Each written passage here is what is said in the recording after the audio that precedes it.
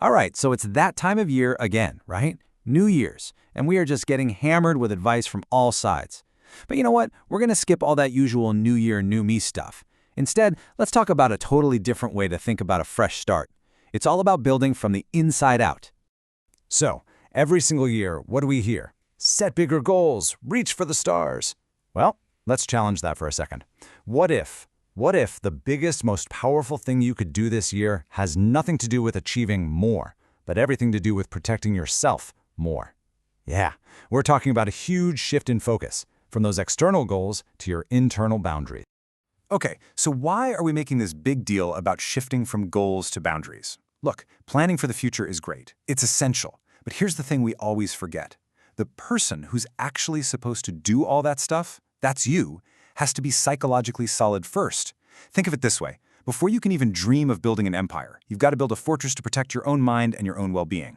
And listen, this isn't just some abstract philosophical idea. For so many people, life is a real day-to-day struggle. And when you're just trying to get by, hearing someone say, oh, just set bigger goals, it can feel totally out of touch, right? Almost insulting. So here's the real takeaway. Before you can even think about planning for some bright, shiny future, you need the strength, the resilience to just survive the present. And that, my friends, that starts with building those boundaries. Okay, so before we can start building anything new and amazing, we've got to do some demolition work first. We have to clear out the old, shaky foundation. And that means we have to deal with the past. Not to get stuck there, no, but to finally, let go of all that heavy baggage that's been holding you back. I absolutely love this next idea. Remember those old-school page-a-day calendars, the kind you'd find on your grandpa's desk? At the end of every day, what do? You rip off the page and you toss it. You don't keep a big pile of yesterday's pages, right? But that's exactly what so many of us do with our emotional pain.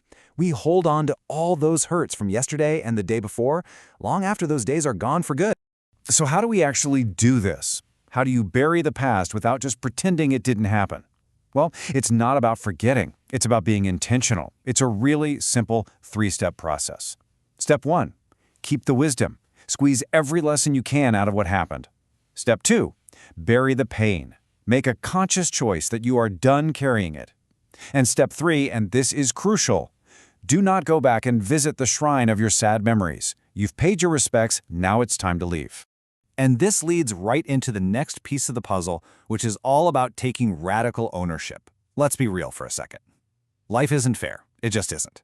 Think of it more like an exam. The train of life is moving. It's leaving the station right now. You can stand on the platform and complain about the schedule, the weather, the other passengers, but that train is leaving with or without you. Complaining is pointless. You've got to get on board.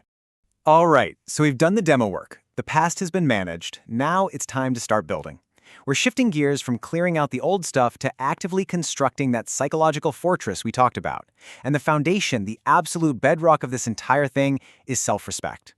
So what does this actually look like in your day-to-day life? What are the bricks we're going to use to build these fortress walls? Well, here they are. First, your dignity is above everything else. It's non-negotiable. Second, you return people their rights. You respect them, and you expect respect in return. You start to really re-examine how you speak, what you say, and why you say it. You get crystal clear on what you will accept from others and what you absolutely will not. And maybe the biggest one of all, you stop acting just to please other people.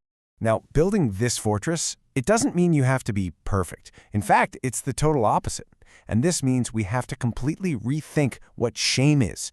See, true shame isn't about making a mistake. Come on, we're all human. We're going to mess up. The real shame is in pretending you're perfect.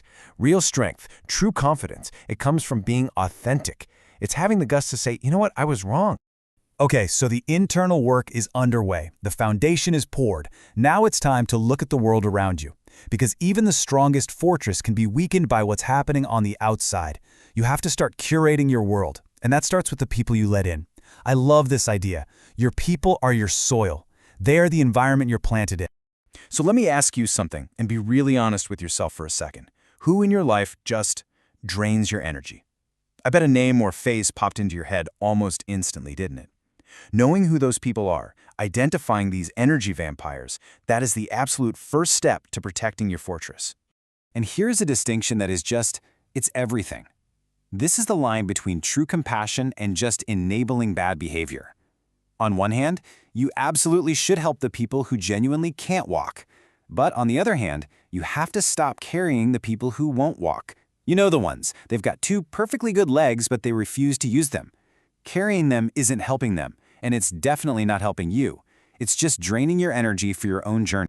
And if you're thinking, it's not that big a deal, well, you might want to think again. Let's talk about the physical impact here. There was a major Harvard study that found that toxic relationships can literally be more dangerous to your physical health than smoking. Just let that sink in for a minute. More dangerous than smoking. This stuff is serious.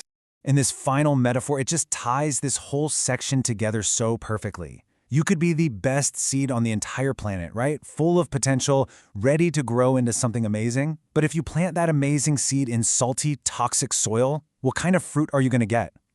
Salty fruit. Your environment, your people, they will shape who you become.